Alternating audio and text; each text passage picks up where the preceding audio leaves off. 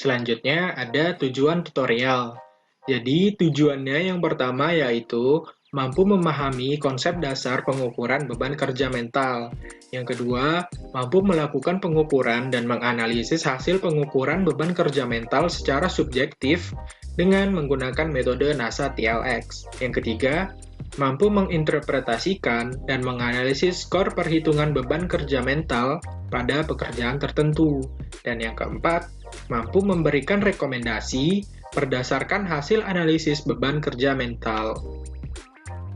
Setelah tujuan tutorial, ada input dan output tutorial nih. Jadi untuk inputnya ada dua. Yang pertama, data operator, dan yang kedua, kuesioner NASA TLX. Sedangkan untuk outputnya ada 4. Yang pertama ada skor NASA TLX, yang kedua, klasifikasi beban kerja mental, yang ketiga, analisis beban kerja, dan yang keempat, rekomendasi kerja. Nah, selanjutnya ada jenis-jenis beban kerja.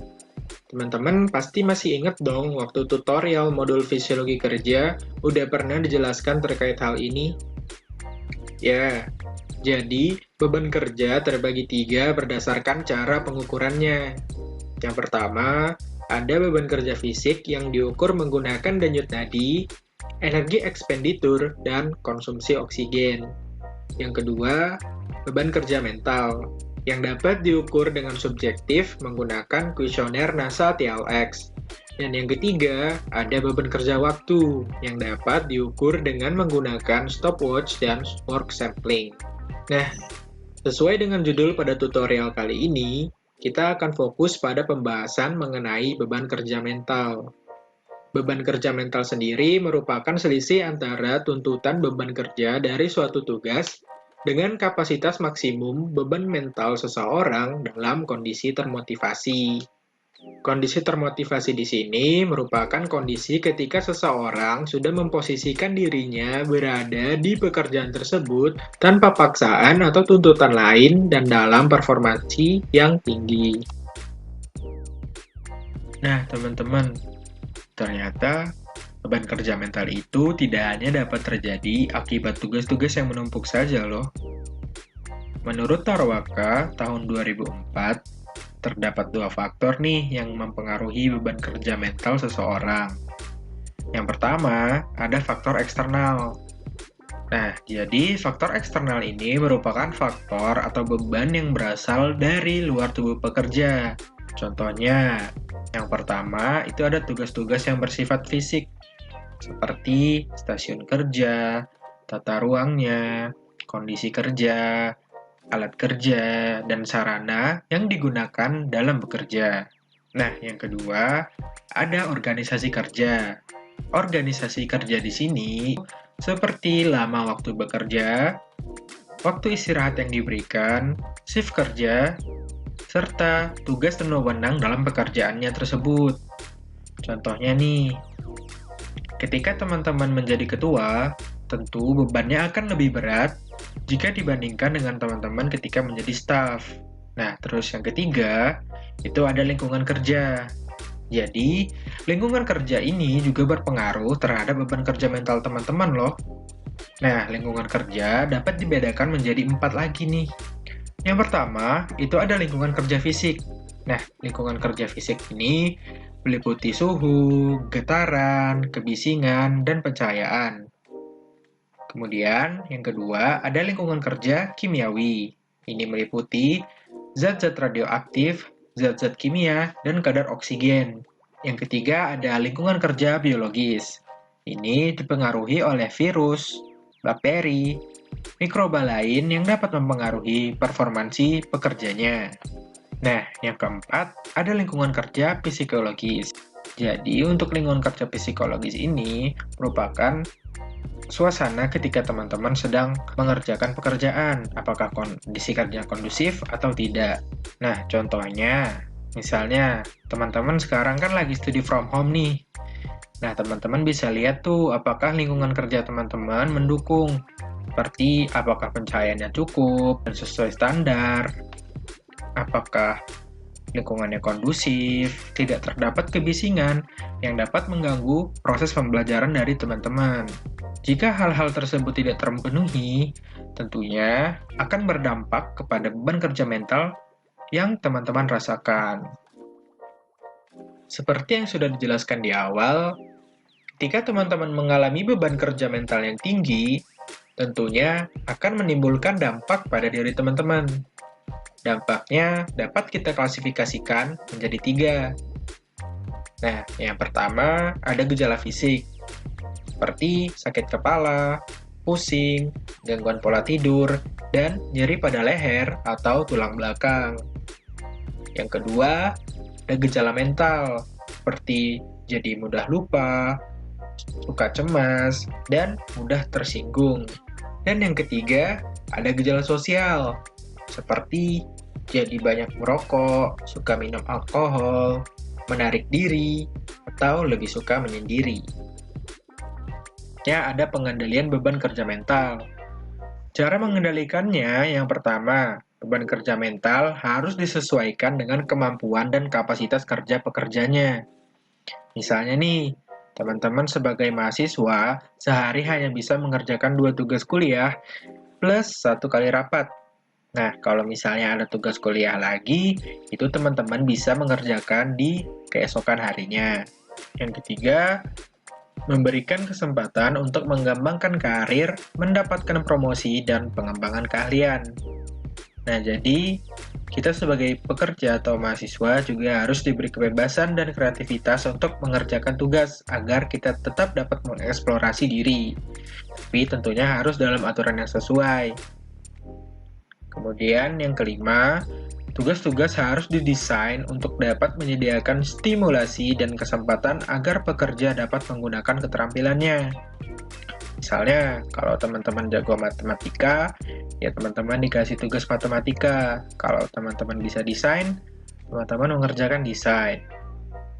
Kemudian, yang kelima, untuk mengendalikan beban kerja mental, kita harus membentuk lingkungan sosial yang sehat. Misalnya, teman-teman sebagai mahasiswa harus memiliki hubungan yang baik dengan dosen untuk mempermudah pengerjaan dari tugas teman-teman. Nah, selanjutnya ada pengukuran beban kerja mental. Jadi, beban kerja mental ini dapat diukur secara objektif dan secara subjektif. Untuk pengukuran secara objektif, ini mengukurannya dengan menggunakan alat. Yang pertama itu ada eye blink rate.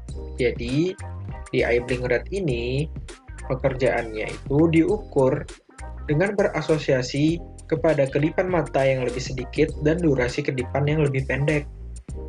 Nah, yang kedua ada flicker test. Flicker test ini diukurnya dengan menggunakan alat flicker yang akan memancarkan cahaya yang kedipnya itu semakin cepat sehingga nanti akan sukar diikuti oleh mata. Nah, yang ketiga ada pengukuran kadar asam saliva yang diukur dengan menggunakan alat kokorometer. Pada pengukuran kadar asam saliva, beban kerja mental diukur berdasarkan enzim amilase pada air liur. Nah, pada tutorial kali ini, kita mengukur beban kerja mental secara subjektif dengan menggunakan kuesioner NASA TLX. Kuesioner NASA TLX ini merupakan kuesioner yang paling kompleks dan juga paling valid. Sehingga pada penelitian kali ini kita menggunakan kuesioner NASA TLX. National Aeronautics and Space Administration Task Load Index atau NASA TLX merupakan suatu metode pengukuran beban kerja mental secara subjektif. Pengukuran metode NASA TLX dibagi menjadi 2 tahap. Yang pertama, ada perbandingan tiap skala atau paired comparison, dan yang kedua ada pemberian nilai terhadap pekerjaan atau event scoring. Pada pengukuran dengan menggunakan kuesioner NASA TLX, terdapat 6 indikator yang diukur. Yang pertama itu ada mental demand, kemudian ada physical demand, temporal demand, performance, effort, dan frustration level. Nah, untuk MD, PD, dan TD itu merupakan tekanan pada pekerjaannya. Sedangkan kalau untuk performance, effort, dan frustration level itu merupakan tekanan pada pekerjanya. Nah, Mental demand merupakan seberapa besar aktivitas mental dan perseptual yang dibutuhkan untuk melihat, mengingat, dan mencari. Jadi, misalnya nih, kita sebagai mahasiswa, apakah sebagai mahasiswa kita memiliki tuntutan mental yang tinggi, seperti harus banyak berpikir, atau banyak mengobservasi, dan banyak menganalisis. Kemudian yang kedua ada physical demand. Physical demand itu merupakan jumlah aktivitas fisik yang dibutuhkan, misalnya mendorong, menarik, dan mengontrol putaran. Nah, kalau kita sebagai mahasiswa, apakah kita dalam mengerjakan tugas harus banyak melakukan aktivitas fisik atau tidak? Nah, yang ketiga ada temporal demand, yaitu merupakan jumlah tekanan yang berkaitan dengan waktu yang dirasakan selama elemen pekerjaan berlangsung. Nah, jadi di sini ini lebih terkait dengan waktu. Apakah kita mengerjakan pekerjaannya dengan santai atau dengan terburu-buru? Untuk performance merupakan seberapa besar keberhasilan seseorang di dalam pekerjaannya dan seberapa puas dia dengan hasil kerjanya. Kemudian ada frustration level yang merupakan seberapa tidak aman, putus asa, tersinggung, terganggu, dibandingkan dengan perasaan aman, puas, nyaman, dan kepuasan diri yang dirasakan. Kemudian yang keenam ada effort, yaitu seberapa kerja keras yang dibutuhkan untuk mencapai tingkat performansi yang kita inginkan. Selanjutnya ada langkah-langkah pengukuran dengan menggunakan kuesioner NASA TLX. Jadi yang pertama ada pembubutan. Teman-teman bisa lihat di slide tersebut terdapat kolom yang di kiri dan atasnya terdapat ke-6 indikator dari NASA TLX. Jadi pada kolom-kolom yang kosong tersebut, kita membandingkan antara kedua indikator dari NASA TLX. Misalnya, dari yang paling atas, kita akan membandingkan antara indikator MD dan indikator PD. Kita ambil contoh seorang atlet. Seorang atlet tentunya ketika dalam bekerja akan lebih banyak membutuhkan pekerjaan fisik dibandingkan pekerjaan mental. Nah, oleh karena itu, pada kolom tersebut, kita tuliskan PD yang menyatakan bahwa operator atau pekerja tersebut lebih banyak menggunakan aktivitas fisik dan lebih merasakan physical demand dibandingkan dengan mental demand. Yang kedua ada proses pemberian rating. Jadi di sini ketika nanti teman-teman mengambil data, pada proses pemberian rating, operator diminta memberikan rating pada setiap indikator beban mental. Rating yang diberikan adalah subjektif dan bergantung pada beban mental yang dirasakan oleh si operator. Nah, perlu diperhatikan pada indikator performance, itu pemberian ratingnya adalah terbalik. Performance merupakan seberapa puas rasa dari operator dalam melakukan maupun saat setelah menyelesaikan pekerjaannya. Jadi, semakin rendah beban kerja yang dirasakan, maka itu akan semakin sempurna.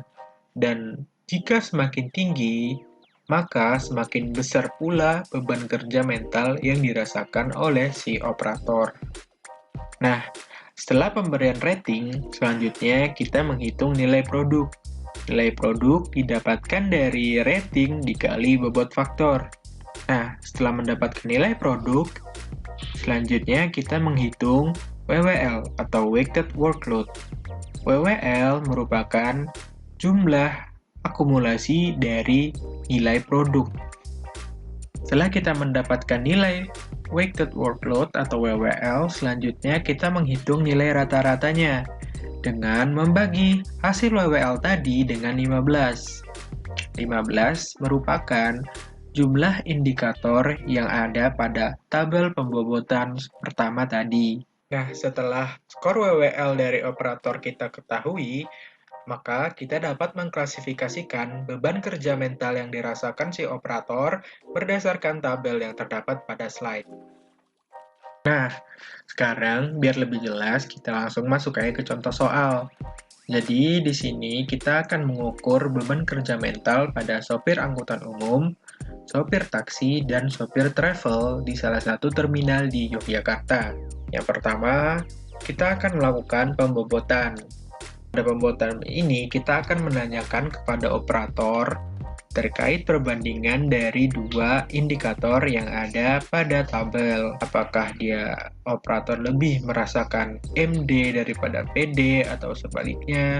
Nah, didapatkan hasil seperti ini. Dapat dilihat operator ternyata lebih merasakan physical demand dibandingkan dengan mental demand.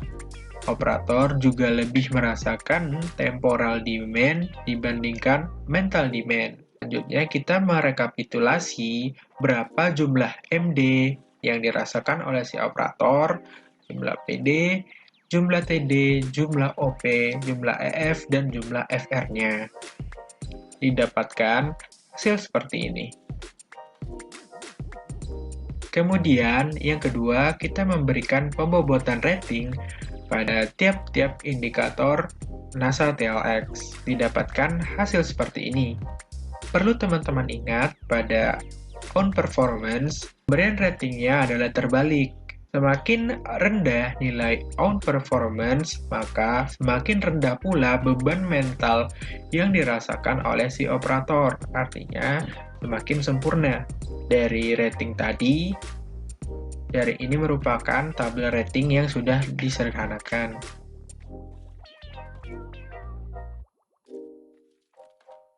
Nah, nilai produk, jadi teman-teman ingat bukan bahwa nilai produk merupakan hasil dari perkalian antara bobot faktor dan nilai rating. Kemudian, teman-teman menghitung WWL-nya, yaitu dengan menjumlahkan MD, PD, TD, OP, EF, dan FR dari masing-masing operator. Nah, selanjutnya kita menghitung nilai rata-ratanya, yaitu dengan nilai total tadi dibagikan dengan 15 yang merupakan jumlah indikator yang ada pada kolom pembobotan NASA TLX. Didapatkan bahwa supir angkutan umum mendapatkan skor 63,3, supir taksi 70, dan supir travel 62. Dari nilai beban kerja tadi yang sudah didapatkan, kita dapat menggolongkan beban kerja dari masing-masing operator. Nah, kebetulan pada operator kali ini, semua beban kerja mental yang dirasakannya itu tinggi. Kemudian yang terakhir, tentunya kita harus memberikan rekomendasi kepada operator agar operator dapat mengurangi beban kerja mentalnya. Nah, dari hasil pengukuran, dapat menjadi pertimbangan manajemen untuk melakukan rekomendasi. Misalnya, dengan mengurangi beban kerja untuk pekerjaan yang memiliki skor di atas 80, kemudian mengalokasikannya pada pekerjaan yang memiliki beban kerja di bawah 50 atau dengan menggunakan rekomendasi-rekomendasi lainnya. Nah, supaya teman-teman bisa lebih paham terkait perhitungan skor beban kerja mental, teman-teman dapat mengerjakan latihan mandiri berikut ini ya.